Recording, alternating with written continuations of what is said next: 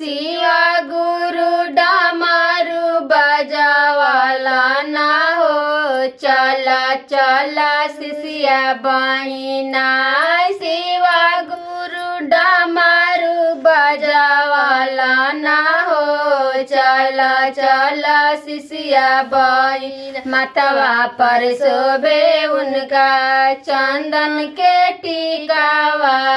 माथवा पर शोभे उनका चंदन के टीकावा। जटवा से बहे गंगा धारावा हो।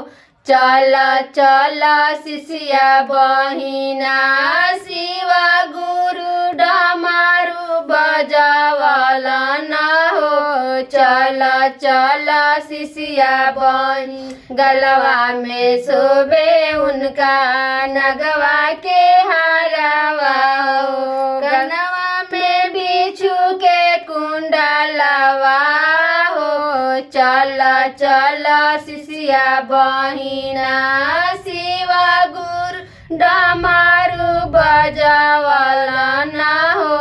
चला चला शिष्या बहिना हाथवा में शोभे उनका त्रिशूल डमरुआ।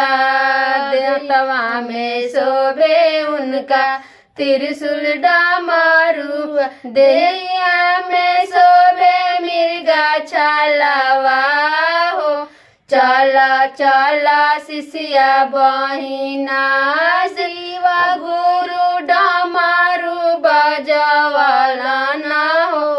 चला चला शिष्या बहिना शिवा गुरु डमरू बजावाला ना हो। चला चला शिष्या संगवा में शोभे उनका गौरी दुल्हनिया हो। संगवा में शोभे उनका गौरी दुल्हनिया हो। बगला में ससहा बैलवा हो।